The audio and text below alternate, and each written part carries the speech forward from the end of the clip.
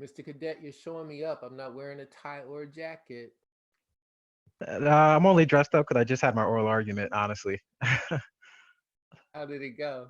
went good. It went good. Yeah, good, good. Do you know how I could rename myself so I can add one L to my name? I have no idea. It kind of just put Akeem Cadet as me. Oh, I see, actually. Oh yeah, you found the three dots. You have to click that. Yeah, I just found it. Thanks. You're welcome.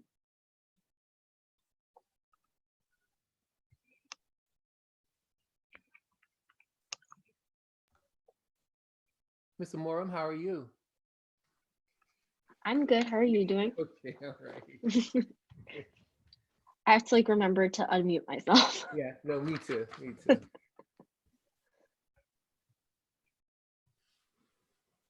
There she is. Hello, Dean.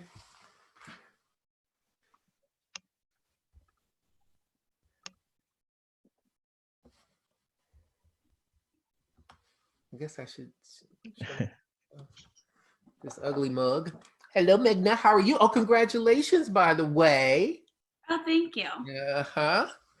So you're gonna announce that tonight? I can if you want One of me your to. official, yeah, one of your official titles. Yeah, I think that'd be good. I want to know the news. What's the news? Oh, I was elected executive president of the SBA next year. So. No big deal. no big deal. No, no big deal. And everything else you doing. Yeah, Good for I you. feel like I always come into your office and I like tell you all my news, but it's hard because now. Right? All right. Well, we're going to fix that. We're going to fix that. Hi, friends. Here's my list. Here's my list.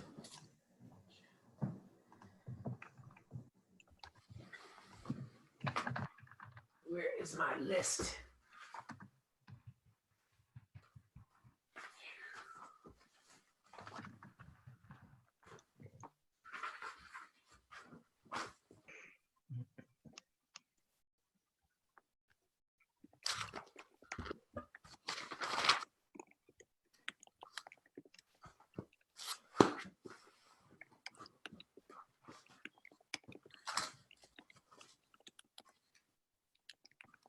No. Oh, that's obnoxious.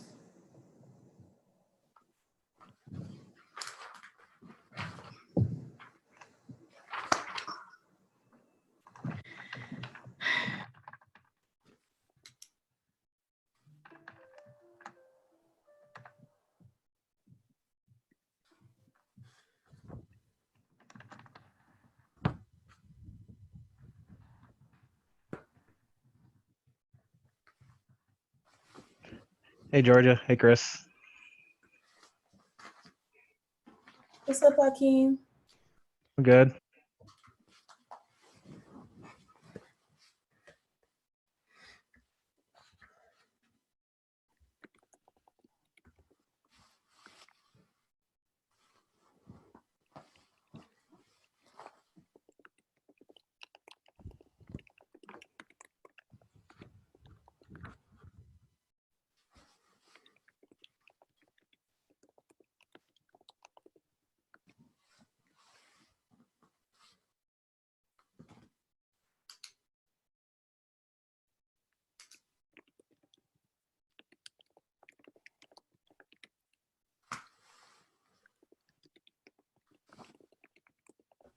Hello. Hello, everybody.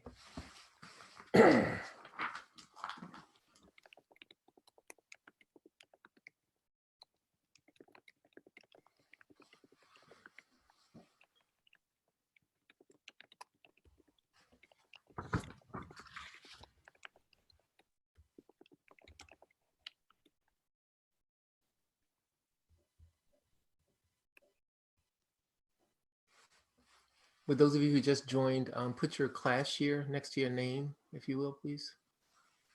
Or classification, not necessarily class year. 1L, 2L, 3L, 4L. Be helpful.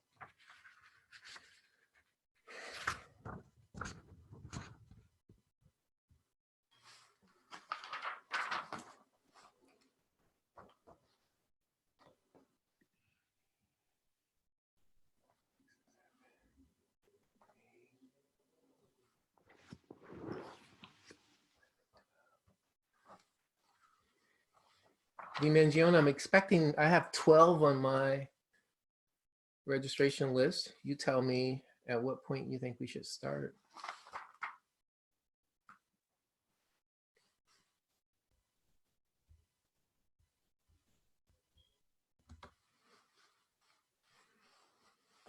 I do not have the list in front of me, but I can get it in front of me.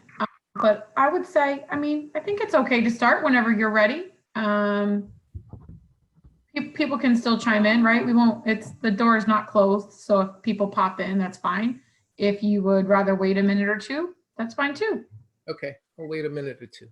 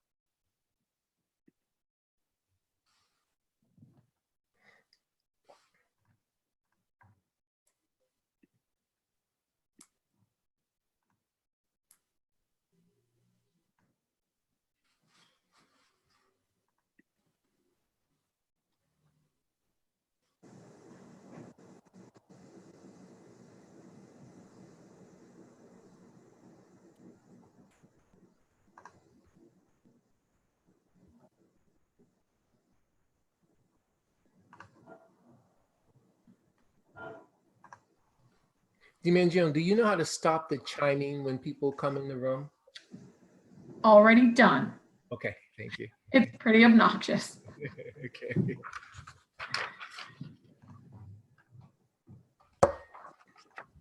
All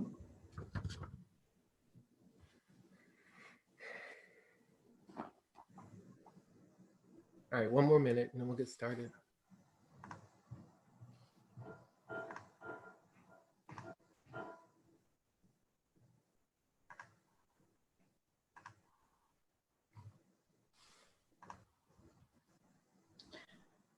Yeah, I was looking for the most recent list, and I can't quite find it.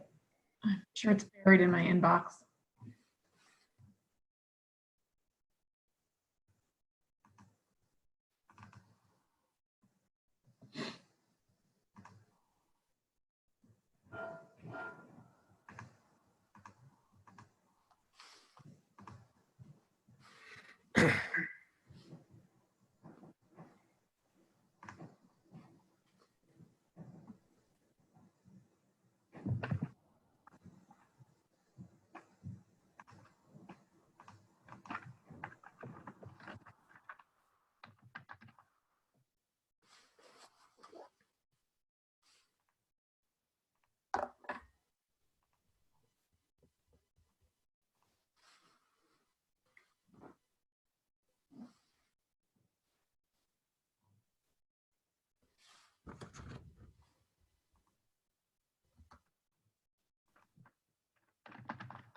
We lost one student.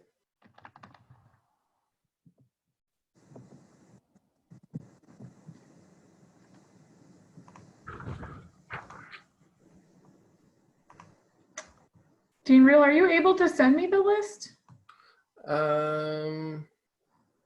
It's don't fine know. if you. It's fine if not. I'll keep. Send you, I can forward what Peter sent me. Hold on just a second. Yeah, that's what I was looking for. For some reason, after I responded to you, it got lost. Yeah, he sent a new one today. Hold on a second.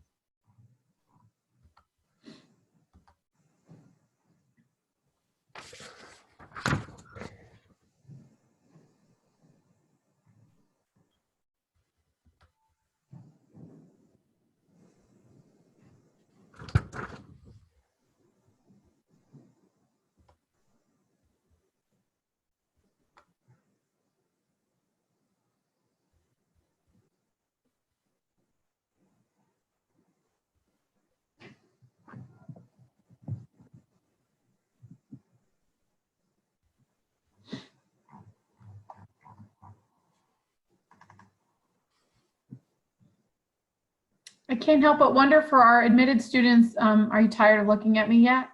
I feel like certainly you must be tired of hearing from me and seeing me, but I hope that in all these different formats you find at least something useful on a different subject. I think we only have one in the room At the moment, at the moment.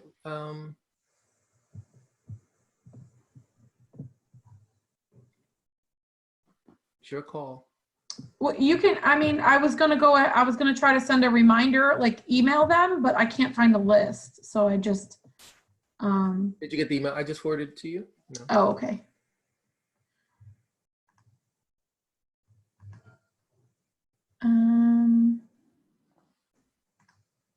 Yes. Okay.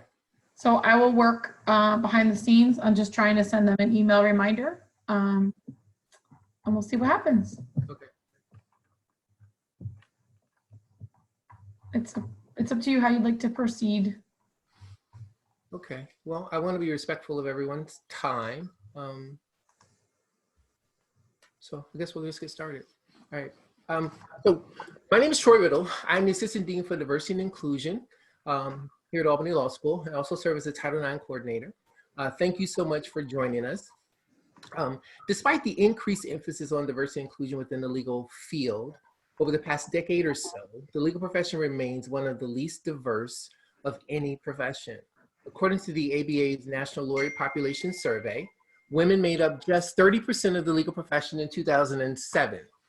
As of 2017, the percentage of women in the legal profession rose slightly to 35%. Data on LGBTQ plus individuals are less readily available, but it's safe to say that underrepresentation also exists there as well. In terms of racial and ethnic diversity in the legal field, the numbers paint an even bleaker picture. For instance, according to the ABA's National Lawyer Population Survey, 4% of active attorneys identified as Black or African American in 2007, and 4% identified as Hispanic or Latino in 2007. But in 2017, those numbers rose only slightly to 5% each.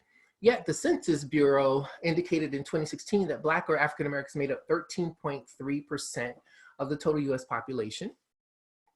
And Hispanic or Latino individuals made up 17.8% of the total US population.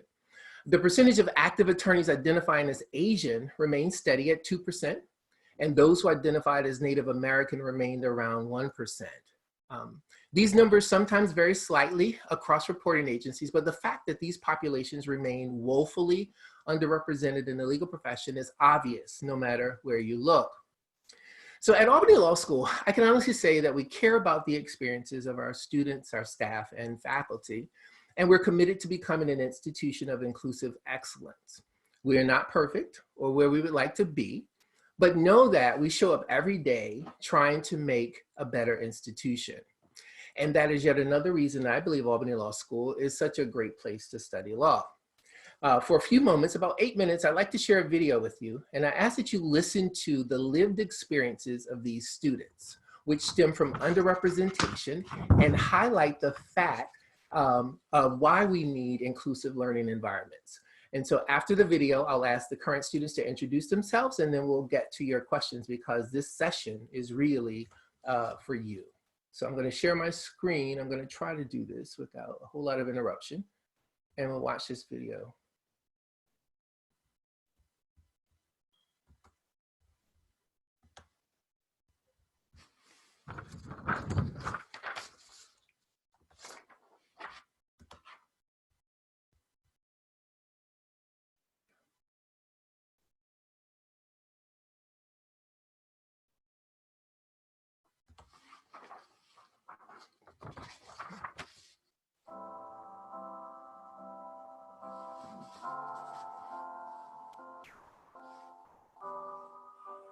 I agreed to participate in the awareness campaign because I am so tired of being on this campus every day and having to plead my humanity, essentially, to other students. I feel like an outsider constantly, and I don't feel like at my own school I can solely focus on being a student. And it feels like I'm in another country. European country, actually. but actually, like, I don't know. It feels like there's a lot of pressure on me to do well, which I don't necessarily mind, but it's hard. Being in class as the only Black woman was really hard. It feels isolating. It feels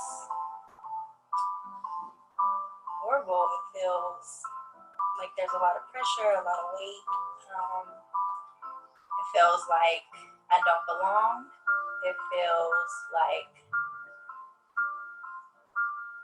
unwelcoming and hostile.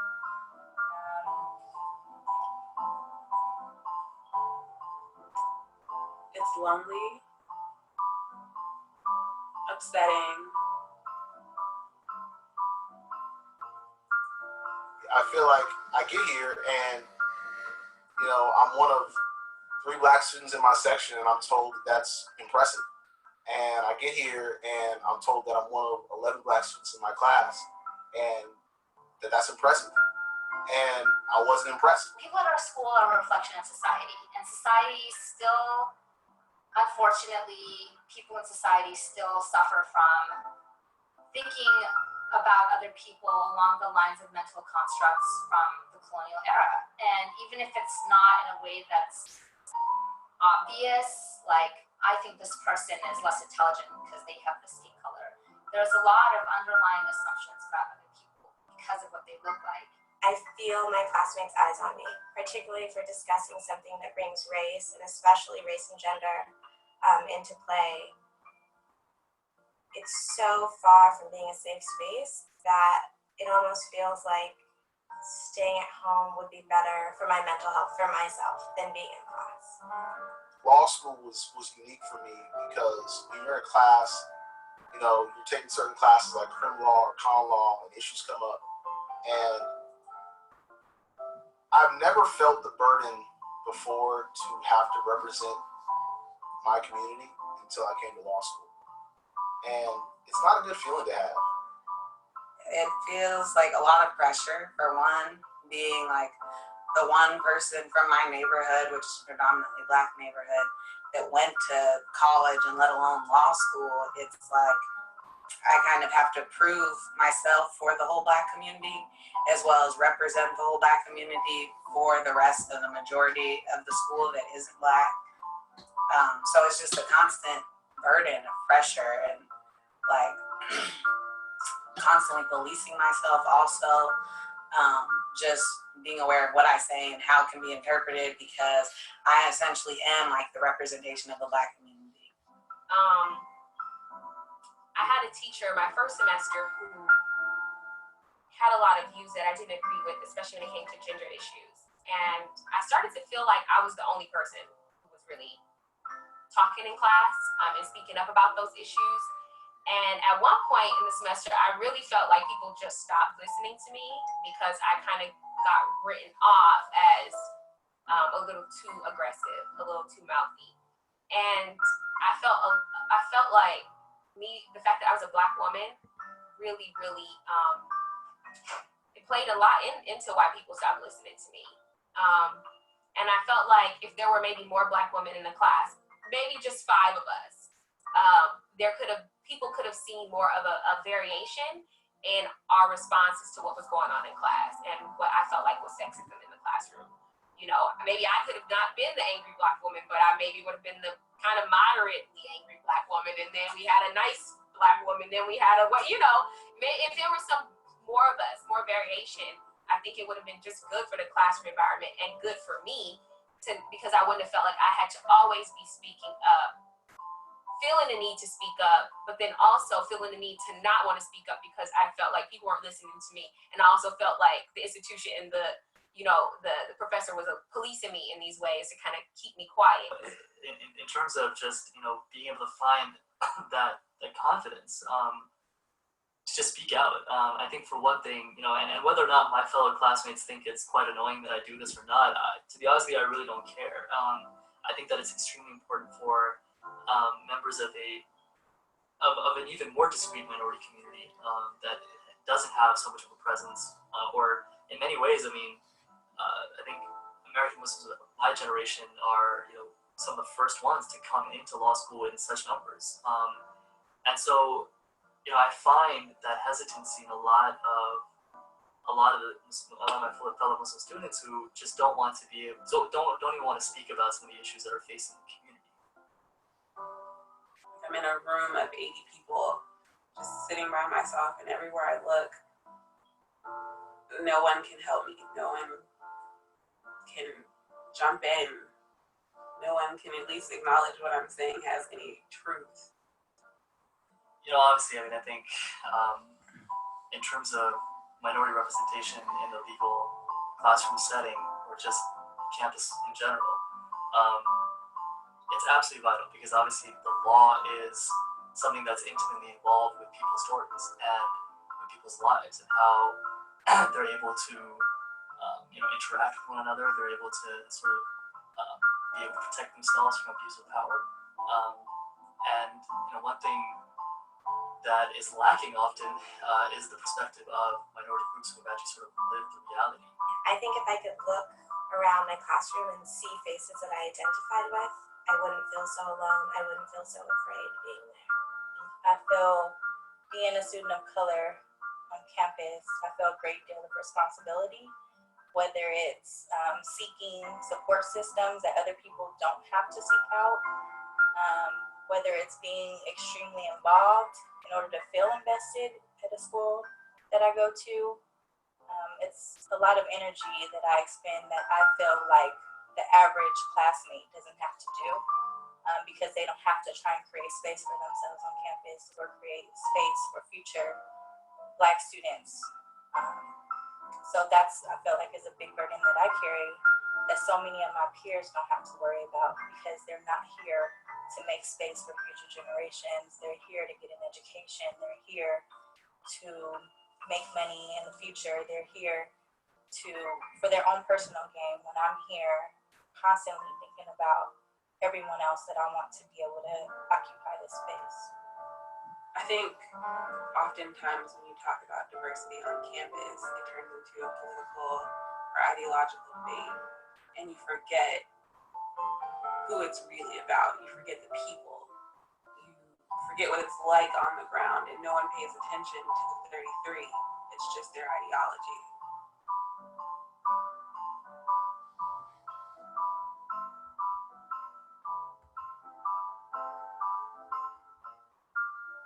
Okay, now let me figure out how to stop that so that it doesn't go to the next video.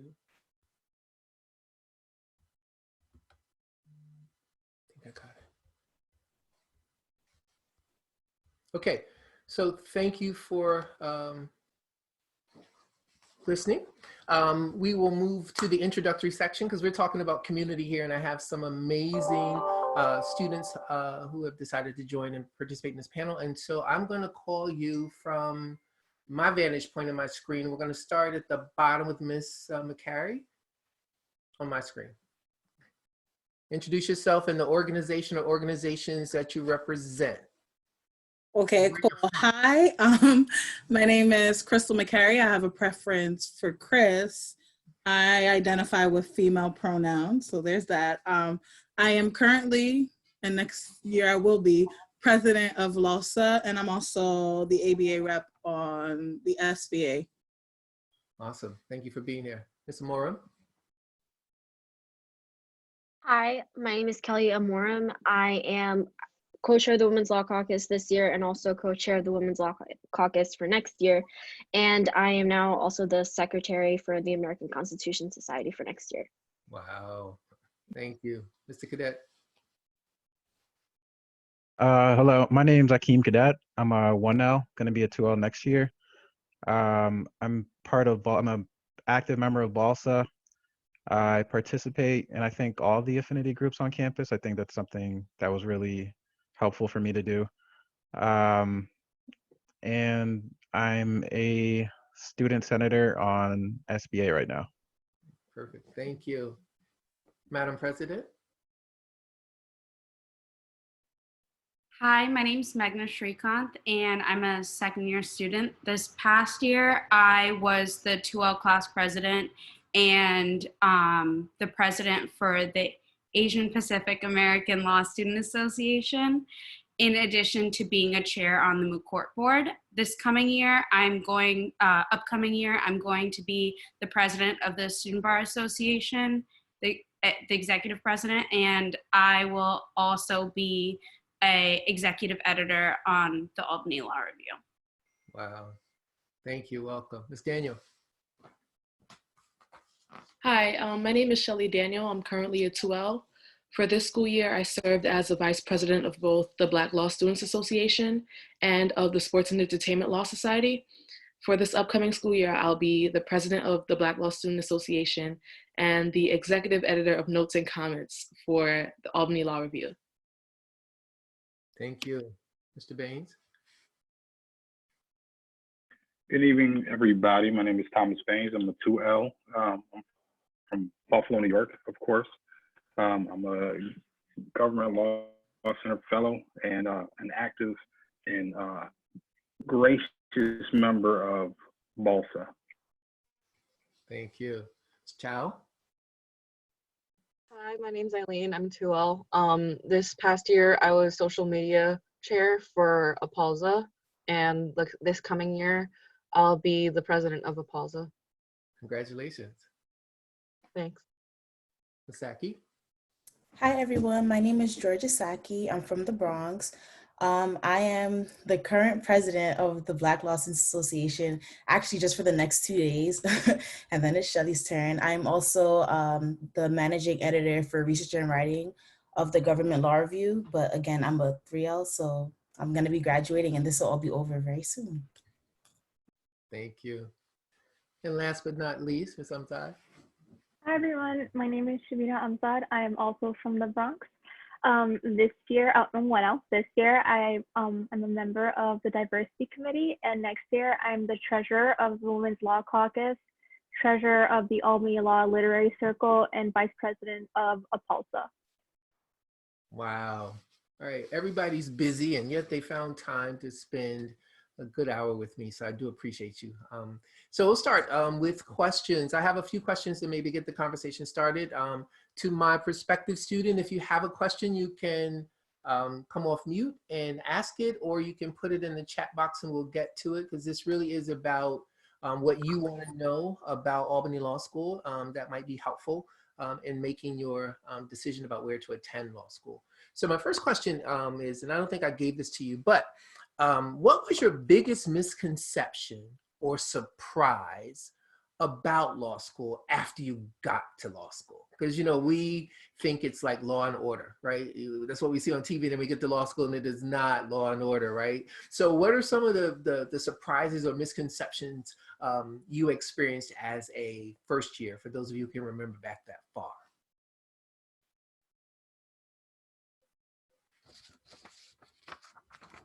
Ms. Saki, go ahead.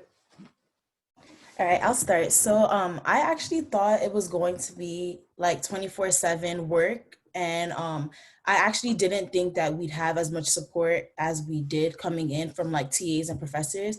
I kind of thought we were going to be like thrown into the water with sharks, schoolwork up to our heads, and just like a lot of reading and writing, which it is. But I think we also make time for other things that are important to us. And I think that's reflective in all of the organizations that we're part of. So there's time to do other things aside from just like reading your case books and case briefing and yeah, things of that sort. Okay, thank you. Ms. Daniel, go ahead. So my surprise is kind of positive. I thought it was going to be like very, very like hostile, dog eat dog, no friends, everybody's like out to get it. But it was actually very supportive for me. I gained a lot of like friends, a lot of people who I didn't even know previously. Well, I knew nobody, but a lot of people like, hey, who do you have? What professor do you have? I can get you this outline. I can get you this E&E. I could connect you to this person. And it was just like a lot of support, which is what I did not expect. Awesome, awesome. Thanks for sharing. Anybody else? Yes, Ms. Shrikant. So I thought law school was literally going to be what I saw on TV, because I never thought of becoming a lawyer until a couple months before I started. So I think what surprised me is that like the things that I thought I wasn't able to do were actually things I was really good at. And I think it kind of law school kind of teaches you, like, even though you might, like for me, I don't think I'm a great writer, and because English wasn't my first language. And so it took a lot for me to like decide to be a lawyer, because I thought that's a skill you needed that I didn't have. But I think law school really teaches you that you have different strengths, and what you think is necessarily the best isn't really what is reality. And I think that's like a really great thing coming in, is you get to learn all these new skills you have. Awesome, awesome. Anybody else? Ms. McCarry, okay. So unlike my peers here, I came into law school on a whim. And to Megna's point, I knew I wanted to be a lawyer. I just didn't know I was going to be a part of the class of 2018. It was going to happen at some point. So when I came in, I expected it to be more or less the same. Like, I feel like I'm a career academic and I've always enjoyed school. So I just expected that it was going to be the same as undergrad. And reality check, no, it wasn't. You have a lot more work, but I think to Shelley and George's point, you find this balance, like everybody's around to help you. And sometimes it's as simple as reminding me that I'm not just a number in the classroom. Like, you attend the different club events, you go to the different outings with your classmate, you know, you articulate to different people that you don't get it. Cause I think that's the most overwhelming feeling that I had 1L year. It's actually how I met Dean Riddle. Just a conversation about, I don't get it. Like, I don't know what I'm supposed to be learning. And I think it was a humbling experience, and I'm glad that like somebody like burst my bubble when I first came into law school, because I am where I am now, you know? Awesome, awesome. Thanks for sharing. Anybody else? I think coming in, I thought law school was going to be just about law school. So I'd like to echo George's sentiments and say that my 1L year, I found a lot of things that weren't just school related to do. I play basketball every Tuesday, and that's something I really, really like. And it's like, it was really a good outlet for me to stay active and do something that wasn't part of school, I guess. Yeah. Nice, nice. Okay, no other burning responses, so we'll go to the next question. Okay, so the next question, and I was surprised at the initial responses when we were kind of discussing this, but did you consider an institution or law school's commitment to diversity when you were making your decision to attend law school? Why or why not? And would you, if you didn't, do you wish you had? Ms. Amzad, you want to start? I see you, Ms. McCurry. No? I don't know what she's doing. Ms. Amzad, did you want to respond to that or no? No? Okay, I thought you said. Ms. Amorum, okay.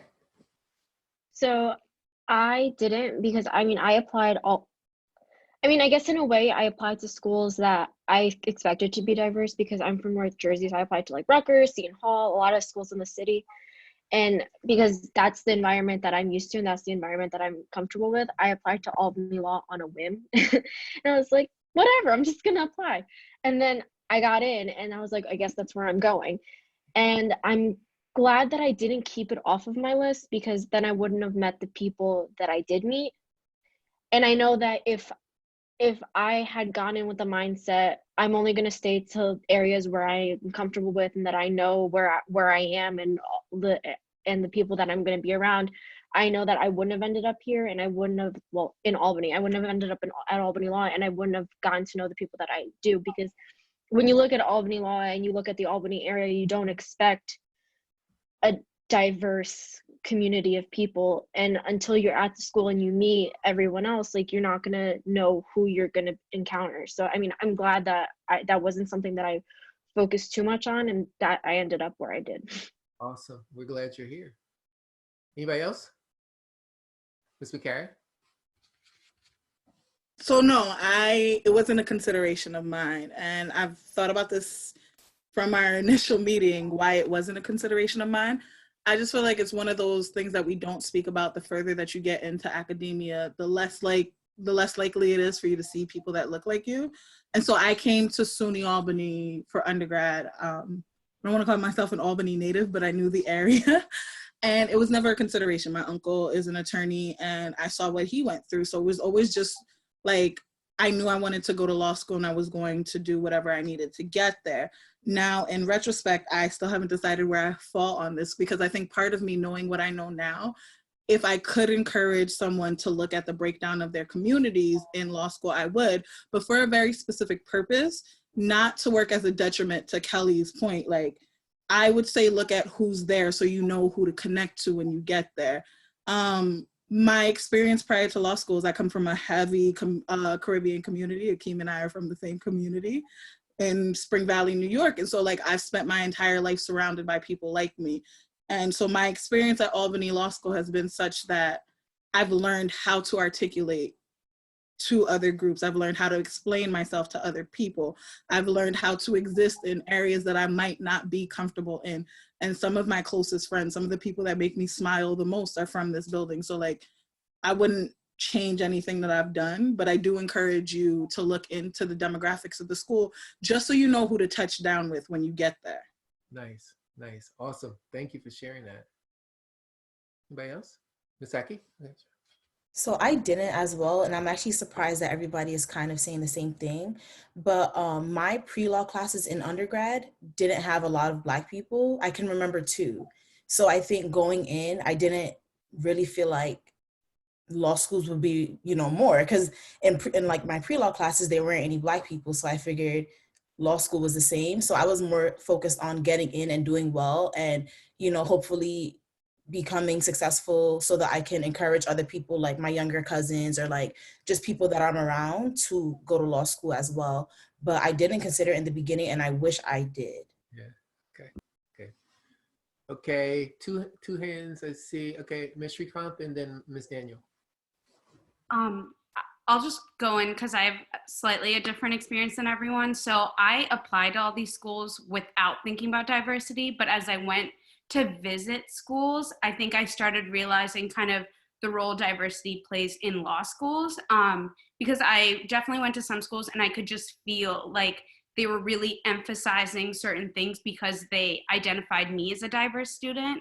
And I think that for me was like, I didn't want to be just another number for them to check off. And so I started, it didn't play a huge factor at the end of the day, but it kind of gave me the idea of how I felt about every school I visited. And when I went to Albany, I just felt like people were looking at me for more than just what my color was. Like people were asking me questions that went beyond that. And that kind of became more important for me when I made my decision. Awesome, thank you. Daniel? So for me, I didn't necessarily consider diversity. I actually took a chance on Albany Law because I think the first time I came to campus was orientation week. So I didn't even know much. I didn't come to an acceptance student day because I had work I couldn't get off.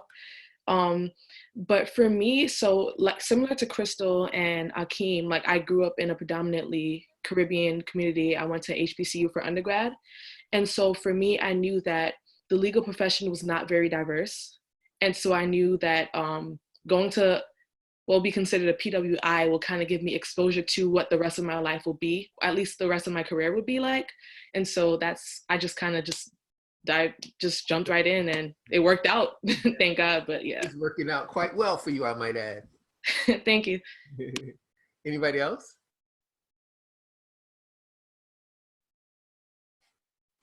Okay, all right, so next question. What advice would you give to students trying to decide? Dean Riddle, we did have one more. One more, I'm sorry. I think Eileen was gonna. I'm sorry, I'm so sorry, please. This is the power of Zoom, right? It's hard to see everybody at once, so that's why we have more than one set of eyes. Thank you. I was just gonna say, I kind of agree with Crystal. Like, basically, I didn't really expect there to be many Asian, and as other people said too, I didn't expect there to be that many more Asians than there were in undergrad in this profession.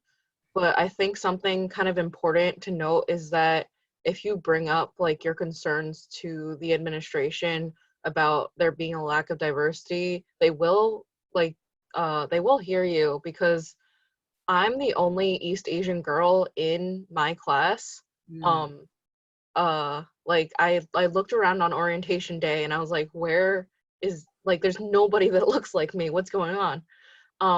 But I noticed in the class below me, the 1Ls, there's at least 20 Asians. And I found that kind of encouraging. So you kind of have to be the voice of advocacy. You have to make yourself heard with these kinds of concerns. And you kind of have to set an example for, I guess, incoming classes and classes to come. Because I guess just from like personal experience, I have seen more diversity on campus with the new class and hopefully with the incoming class. Awesome. We're trying. We are. Aren't we, Dean Mangione? Okay. Anybody else? I assure all of you, we are trying. And I so appreciate all of your perspectives and input and experiences. And you're such a wonderful, wonderful resource for not just for our current community, but for our prospective students in the future, incoming classes, as alumni. I'm just so grateful for all of you. You're just such an impressive group of folks. So thanks for sharing. Yeah, they're pretty amazing. All right. So my next question. Okay. What advice would you give to students trying to decide where to attend law school? And should diversity be a consideration or no?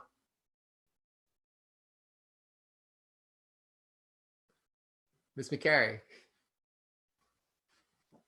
So I know I just said, like, look at your demographics at the school. No, diversity should not be a consideration of yours. And my logic here is, I believe 90% of the people that just spoke, excluding Megna, but Megna came around to the same point, like, it is a consideration, but it's not the end all be all. You don't know what your law school experience is going to be like. You don't know who you're going to come into contact with. And even though, like, the Dean of Diversity is here to tell you, like, we acknowledge there's a problem, I can tell you, like, the most wonderful experience that I've had is the attorneys of color in Albany, with no rhyme nor reason, no prompting, came to find us when we walked into the building. They came there to, like, wrap themselves around us and insulate us and protect us. They were like, we know what you're gonna go through, even if you don't. So I just ask that you choose a law school that is going to be valuable to you. I chose Albany Law because they were in the capital of New York. It was in an area I had gone to undergrad, and specifically, like, the IP program. Choose based on what you want to do, because the reality of the situation is, I remember orientation day when I looked at the Black students in the room, and there was like 10 of us, and the speaker said at the diversity panel, Black people only account for 3% of this field. That's a reality that you're going to deal with no matter where you go. So I just feel like if we know that we're never going to, and I don't want to say never, but if we know that it's more likely than not that we're not going to be in an area that's really diverse, get comfortable being uncomfortable now and utilize all of your resources. And in the meantime, do something that you want to do, because I'm sorry, I've advocated for, I've been in positions to advocate for more students of color to come into the building. And I'm so happy with the 1L class that exists right now. But at the end of the day, I think we're very far off from us reaching those national levels. Like, we're never going to be at 13% Black. You know, there's just one of those things. Maybe.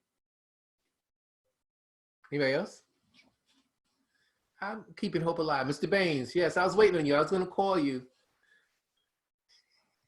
I would say to make sure that wherever you go, that you take an earnest look and at what they offer and who the people are that you're going to be interacting with during this experience.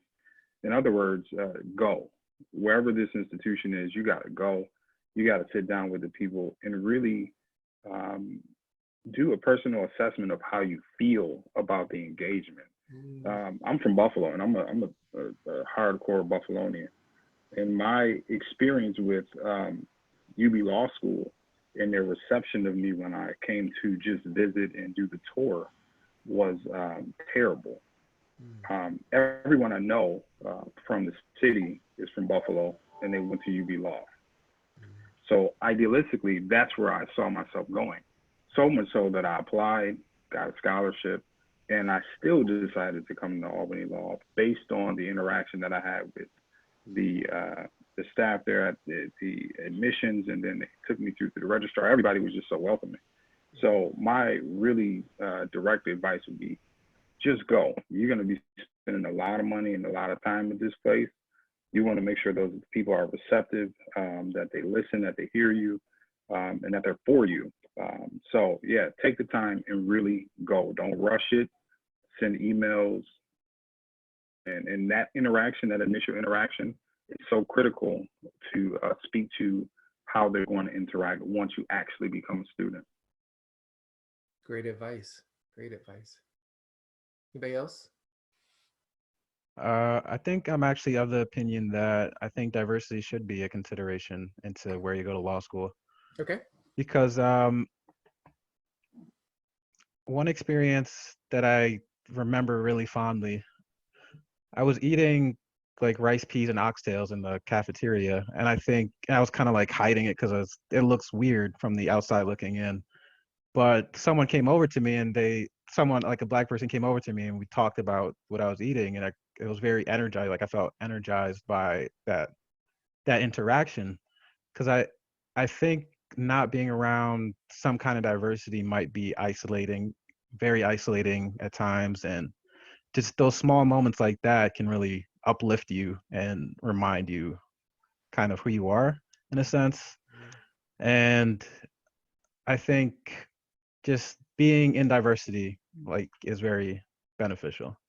And I didn't really initially know that, but I think all those moments that I've had have reminded me of that. And I think Albany Law does have a very strong commitment to diversity.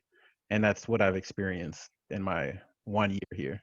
Oh, that's awesome. Thank you, Mr. Cadet. So Mr. Cadet brings up an interesting point. So in the little 8-minute clip, you heard a lot of those students talking about their experience in the classroom, and being the only one. So I think we're doing a lot better than UCLA was back then. I don't know how they are doing now, but to have 11 Black students out of 300, or however many people, I just think it's absolutely insane, right? But did any of you experience that in class, that kind of feeling of isolation? And if so, how did you handle it? What did you do? How did you cope with it? Because you're still here. Ms. Amzad, I kind of thought you might chime in on this one. Yeah, so I'm the only person of color in my contract class this semester. Last semester, there was one other guy, but he's no longer here. And it was really isolating. It's kind of strange looking around a classroom and seeing no one that looks like you, not even remotely close looking like you. And there's nothing wrong with like not having people around you that don't look the same or what have you, but it's really hard making those connections because it's like a partition a little bit, and everybody's nervous their first semester, and it's easier to make friends when you kind of have something in common. And a lot of the people in my section and whatnot, they're younger and they're not a minority student, and so it kind of left me excluded from it until I had to seek out my people myself. Or actually Chris seeked me out. She was just like, come here, lost puppy, and I was like, yes. Awesome. That sense of community, I think it's awesome. Anybody else? Ms. Aki, sure. So I think I'm the only 3L in this group. So if you guys think that there wasn't a lot of diverse people when you came in, just understand that it was worse when I came in, when my graduating class came in. And obviously that's not to like compare struggles or any of that, but it was actually very shocking. And I remember the 3Ls when I was a 1L, they were like, wow, this is the most diverse class we've ever had. And I'm like, there's 10 of us. What are you talking about? So when we were watching that video, I was like, these people are saying the same exact things that all of us have like gone through. And I think what I did appreciate was the 10 or so people that I had, we made a commitment to each other to be there for each other. And I think also in my role in BALSA, I was a treasurer my second semester and the president my second year, and the president my third year. One of my goals was to make sure that students felt welcome. And like Shelly and I are beginning of last semester, we reached out to like as many students as we could. We emailed them. We had a barbecue at Dean Riddle's house, and we were able to kind of connect. So I think for students who do feel that way, I guess the solution isn't to run away, because like many of you have said, we are going to encounter many white spaces in this profession, but I think the goal is to be inclusive amongst each other, to reach out to one another, to make sure that everybody knows that they're part of a family, even if it's a small one. So. Awesome, awesome. Thank you. Ms. McCary, is that your hand? The first couple weeks of law school was entirely that experience. Like the video resonates with me because there's something to be said. I was late to orientation, so I got a very unique look of the room that I don't think a lot of my peers would have gotten. And it was just a sea of people that didn't look like me. And I remember just thinking, nope, I'm ready to go home. Like, I don't know what this is, but I don't want it. And I had, from, I want to say, week 2 of law school, the upperclassmen were already bombarding us. Like, you know, it's about to get real in class, but like, you guys can meet us here. And I think, not to brag about my class, Georgia, but the 2L class, I think we all accidentally gravitated towards each other.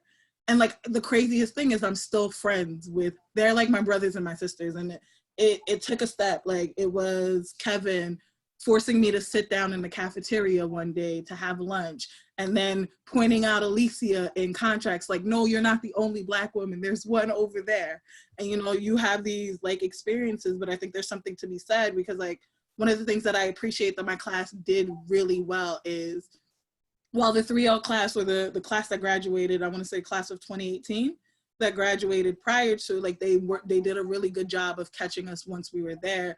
The 2L class availed themselves from the very beginning. Like, as soon as we knew that the class page went up, we were just like, okay, let's try and hit these people up. We went to the orientation, like, even though we weren't orientation leaders, like, we stopped people in the hallway. And if anything, like, I hope that we've encouraged the 1L class to maintain that system that was given to us.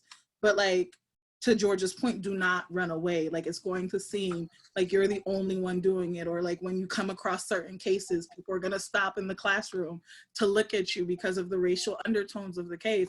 And you will have a group of friends, a system behind you to be like, yeah, we have to deal with it too, but y'all trying to go out tonight? Because that was always our solution. Like, let's just take our mind off of law school and do something else. Attend a BALSA event. We had trivia nights my first semester of law school that I attended, you know, attend LAWSA events. Like, there are systems in place that you might be the only one in your class for the 2 hours that you're there, but you're never, ever the only one in the building. That's good. That's good. And that reminds me of, I think one of the things that I really like about the law school is that how we really support each other, right? And so you'll see it's not uncommon to see everybody at everybody's events, right? Because they're, you know, we're small in numbers, and but the support is there, and I think that is absolutely amazing. So I am good and grown, as I like to say, and I still experience as a professional imposter syndrome pretty much every time I walk into a room. And that's the honest to goodness truth. Dean Mangione knows how I suffer from this really badly. So I'm wondering if any of you have experienced that in law school, kind of feeling like, wow, everybody is getting it but me. I don't know if I belong here. Maybe law school isn't for me. Maybe I'm not cut out for that. Like, has anybody experienced imposter syndrome? And if so, how do you manage it? How do you deal with it? Because you're still here, and you're successful. So how do you get through it if you've ever experienced it? Ms. Recon, yes. So I experienced it like at orientation, because I really never thought I was gonna, like, I wanted to go into healthcare, so I didn't think I was gonna be a lawyer. So I watched the TV shows, but that's all I knew. Right. But literally, I just remember being like in the class where we brief, everyone just knew the case, and they just like knew all these answers and had their notes, and I was just sitting there. And I think it's just like, for me, I just had to take it one step at a time. And, you know, they kind of say like, fake it till you make it. And I definitely followed that, where I just took it one step at a time and just like try to keep reminding myself that, like, even though other people seemed like they had it together, that perception was like very different. Like, they probably felt the same way I did. And luckily I had upperclassmen that just constantly reminded me, like, just focus on you and focus on figuring out what works for you. And so that's what I did. Awesome. Awesome. Ms. Daniel. So I experienced imposter syndrome too. I think I had like premeditated imposter syndrome. So like from the summer before I started law school, like I started feeling it. I started feeling the pressure of I'm probably going to be one of the only Black females. Like I have pressure to do well. And then coming in, I remember the Friday of orientation. So like the Friday before the first day of school, I sat down in my room in my apartment and I was reading my like textbook for Civ Pro. And like I just closed the book and I was like, I can't do this. I put it to the side and I went to bed. And it's just funny to see like full circle now. But like one thing that helped me get through it, honestly, was students. So like from early on, Georgia was actually my mentor, ironically. And like I had that support system from the 2Ls that were there, from the 3Ls that were there. I had, you know, other students in my class. I remember Chris, fall semester, like we were going through, I think it was memo season, and she was like, listen, sis, we're gonna make it. If I gotta tie a rope around you and drag you across the graduation line, like we're all getting there together. And so I feel like just having that support system made me realize like, yo, I'm not the first person going through this. I'm definitely not gonna be the last. And so just one, we need to be honest about our experiences because then that gives you that camaraderie and that community. But just people are there for you. Use your resources and you can make it. Awesome. So that was my experience. Good advice. Anybody else want to share? Nobody else had imposter syndrome? Yes, Ms. Amorum. Yes. Awesome. So, I mean, people look at me and I look like every other student at Albany Law, but like what you don't know is that like I look like every other white person at school. Like that's fine. But I'm a first generation American. Like Magna English wasn't my first language. I'm Portuguese, so like my culture is very similar to like Hispanic and Latino culture. And being at like I did not think I was going to get accepted to law school. And then when I did, I went there and similar to Shelly, like prepping for the first day of class, I was just in a whole other type of panic that I had never experienced before. And then when I got there, my whole first year, I suffered from imposter syndrome. I just felt like I didn't belong. I struggled a lot with school. So it was just because I had taken a year off. And like Magna, I was a biochem major before going to law school. So it was a completely different way of thinking, and I struggled a lot, and I couldn't get out of that for a really long time until this past fall semester, where I was like, you know what, I'm going to force myself to go to the diversity events because that's where I feel comfortable. So that's where I went, and it was during alumni weekend when I went to a diversity event, and Chris was there and Kevin, and I kind of broke down because I was like, I feel like I don't belong. And they were just like, you do, like, you're here for a reason. Yeah. Awesome. You make me cry. So sorry, it's just that it's helpful for everyone to understand that, like, there are people here. So even though you don't feel like you belong, you do. There's a reason why you were accepted. There's a reason why you're here. I suck. I shouldn't be crying. But like, but I think that's something that everyone needs to get in their head. Like once, like you've been accepted, like you're here, don't second guess yourself. And that's something that I struggled a lot through my first year, and don't let it happen to you. And that's something that I want people to understand and to know. And if you have any questions, reach out. I'm always available. I'm always there. If you want to complain about anything, I'm ready. Like I'm always in the cafeteria or the library. So like I'm ready for anyone to come up to me and talk to me if you need anything. Like that's always because I found that other people are there. So I also want to be that person for someone else. Awesome. Awesome. That was awesome. Thank you for sharing that. I'm about to start crying. So someone else chime in. Ms. Chow, yes. Yeah. So I guess it's hard being a person of color, like in this setting. I think everybody in law school kind of has some kind of imposter syndrome, but we're like pressured to be model minorities, especially like me as an Asian. There's just so much pressure to actually be the smart kid in class, and then you kind of sit down in your first one on class and you're like, I don't know anything, and all these people do. Right. I mean, I still have imposter syndrome sometimes, but I kind of just remind myself, like, I'm still here. I didn't get kicked out or anything. Yeah. I have, I've passed all my classes. I have good grades. Right. And I've worked so hard to be here. It's just something you have to kind of repeat to yourself, even when you feel like you don't belong here, because it somehow like you feel like, oh, everyone else is so prepared, blah, blah, blah. I mean, you just have to kind of sit yourself down. And also, don't like self-segregate even like within your people who look like you or whatever. I mean, I find like in my class, like I'm good friends with Chris. I'm good friends with a lot of other affinity group people, people of other affinity groups and stuff. We're all like, we're all kind of like a big community, and we all have to be like there for each other, to support each other. Awesome. Together we rise. Anybody else? Any more thoughts? Ms. Amzad, yes? Just one thing that I want to point out that Eileen was saying, we all come from different backgrounds. And so when I came in as well, and I sat down and I read a contract case, and I was like, nope, not happening. That's not fun. Like, my brain cannot wrap around it. But that's because I didn't really come from a background of having to read stuff like this. Forget like my educational background culturally, like my family, I'm the first one to go to high school, first one to go to college, first one in graduate school. So I wasn't around the environment where people were using certain words, or were, not to say deep analysis, but when it comes to like critical thinking on these cases, that's not something that I've ever experienced. So when I came here, it was totally new. Whereas some of my classmates, they're like, yeah, that case, I know, because my dad mentioned it, or what have you. And there's something to be said to be kind to yourself when you're going through that process.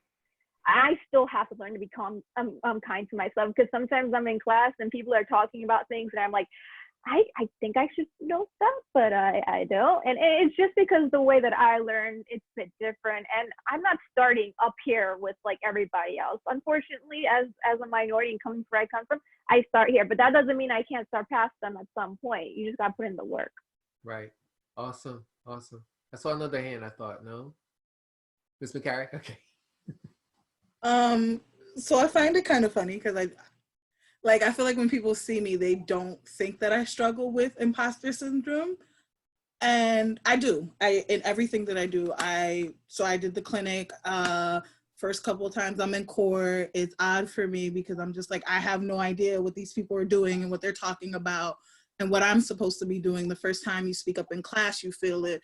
The first time you're at an event and you see all of the attorneys there in their suits, and everybody knows, like the people whose parents are attorneys, they know the attorneys and they're speaking to them on a first name basis. But I think to Shelly's point, like, I avail myself to helping everyone else because everyone has availed themselves to helping me.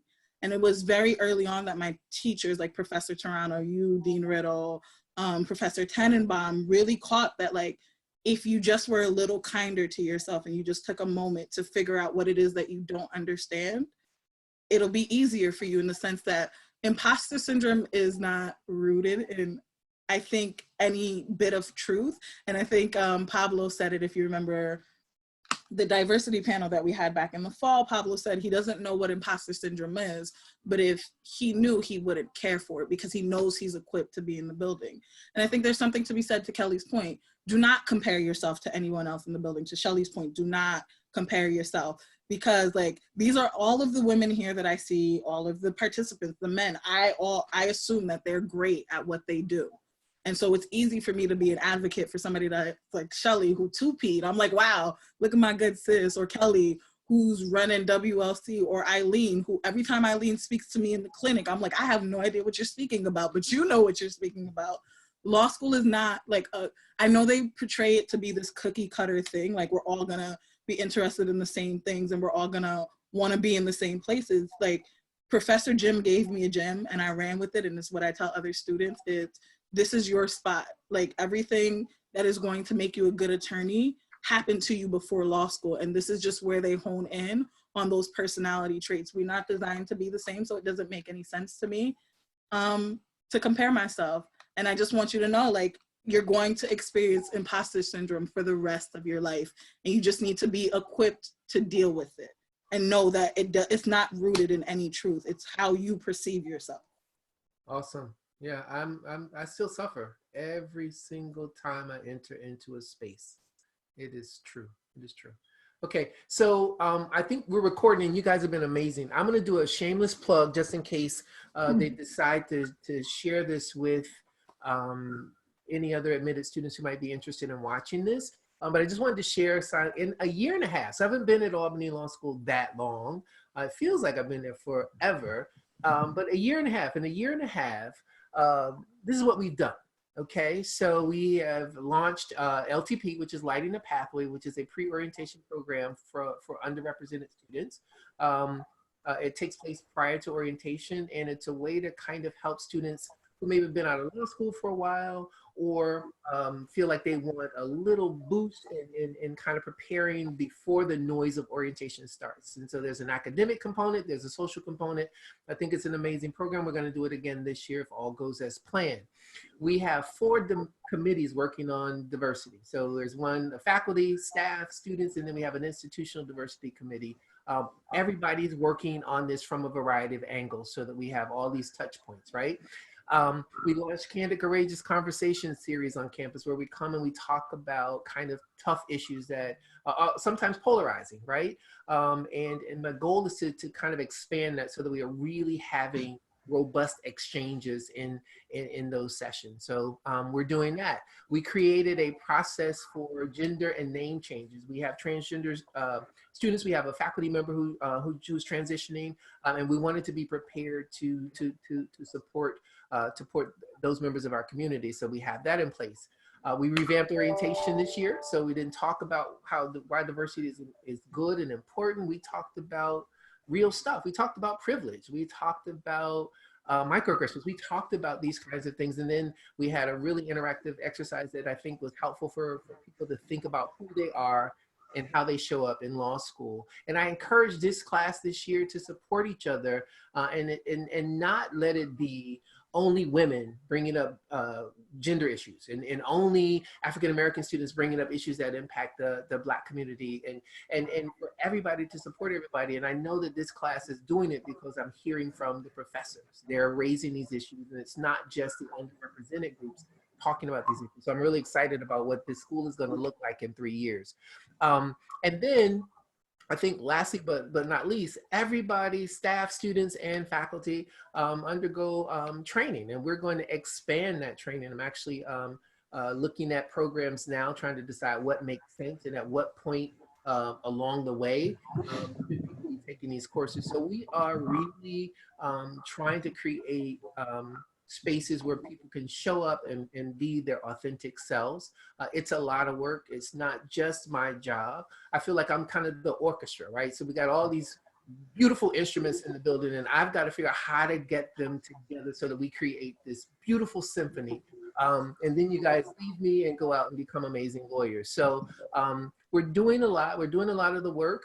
It's hard work, but we're committed to it. And I wouldn't be here talking about it if I did not feel that to be true. I think our dean is amazing. She supports it. She gets it, and she knows what she doesn't know, and she relies on us to help her in those areas. And I think that's amazing leadership. So my last question, I think, because we started a little late, if this is okay, I want to just get this last question out. And if any of our prospective students have questions, please put them in the box if you don't want to ask them. But my final question is, what does a supportive community look or feel like to you? And would you say that you're in one? I'll throw that in there. And we can do this to be like the lightning round.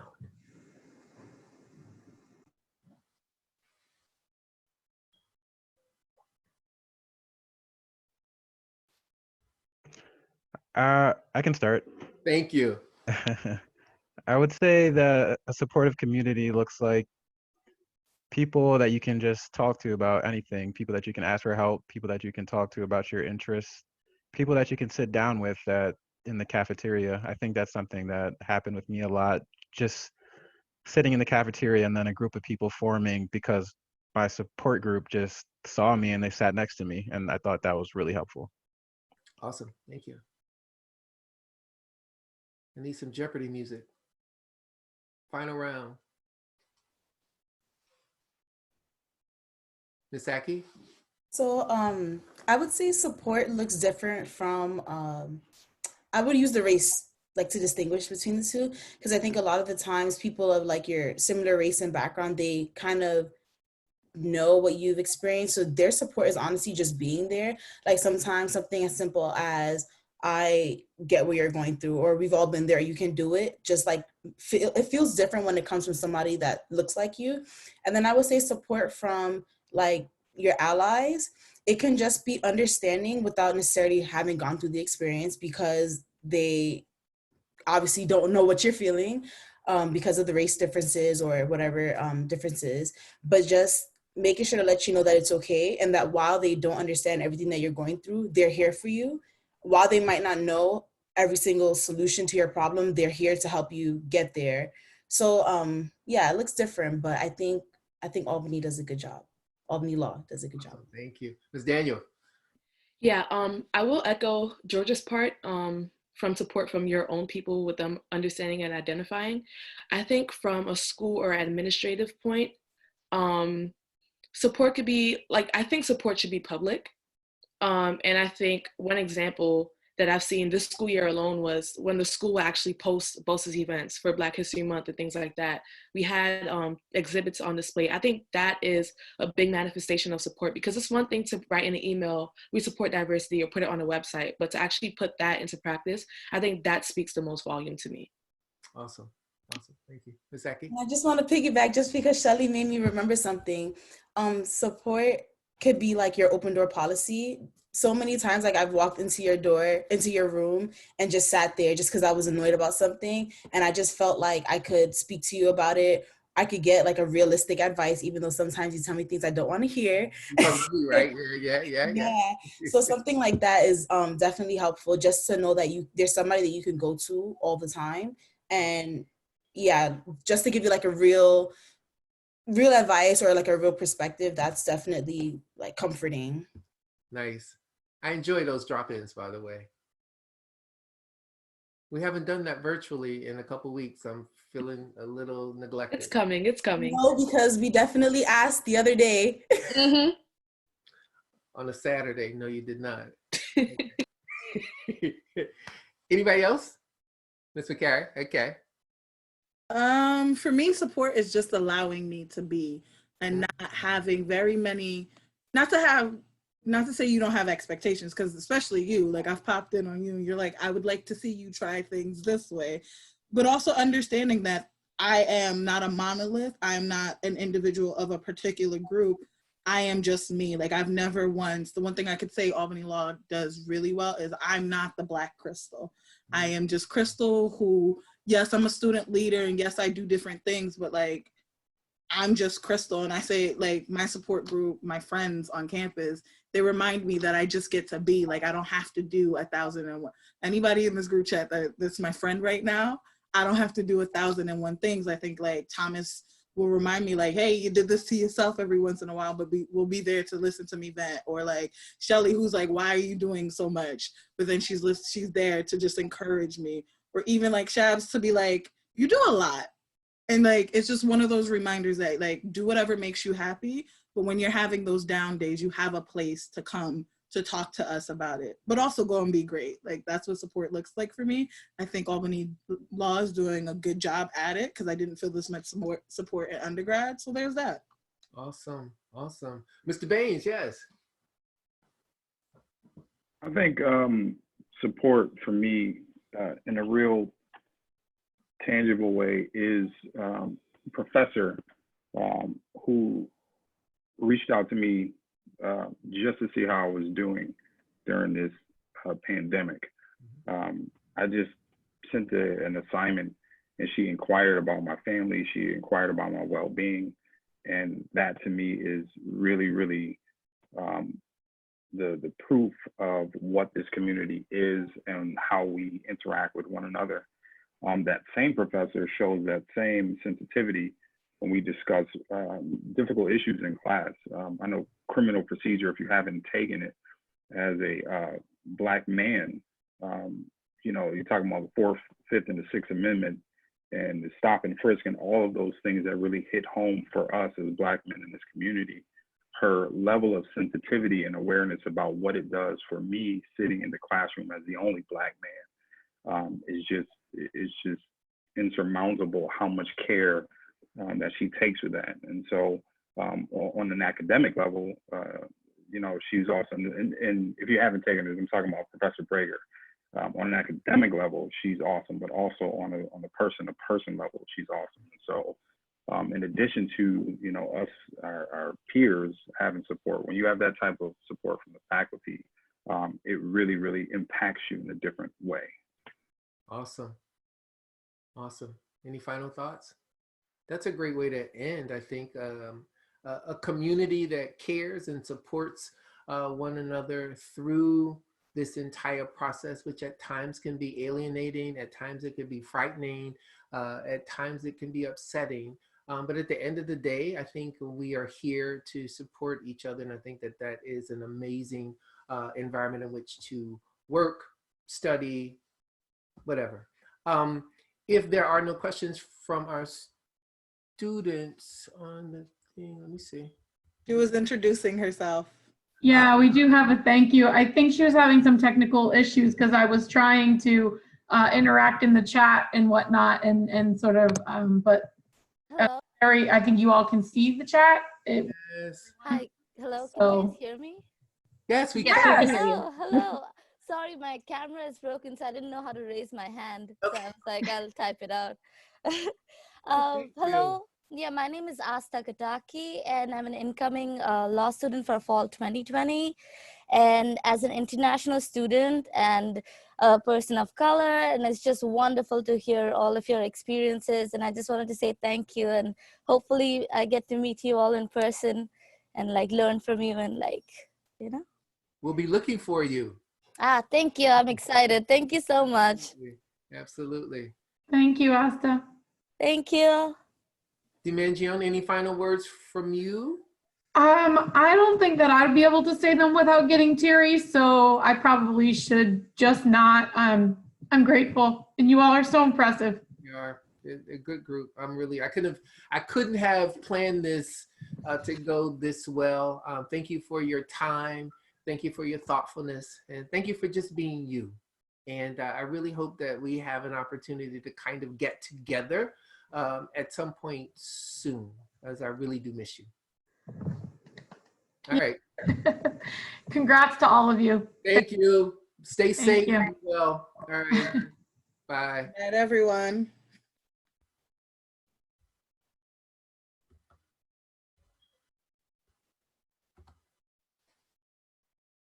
So what you think? Just me and you? I can't hear you. Unmute. I just can't. Like every time I wanted to try to even say something or contribute something, I was like, yeah, no, they got it. They just got it. Like I didn't, and not even that I felt like I wanted to contribute in other ways to let them know that like, I hear you, I see you. Right. But it wasn't the right time, but I just get so overwhelmed. Yeah, yeah. And then, some of it, I want to make sure I'm stopping.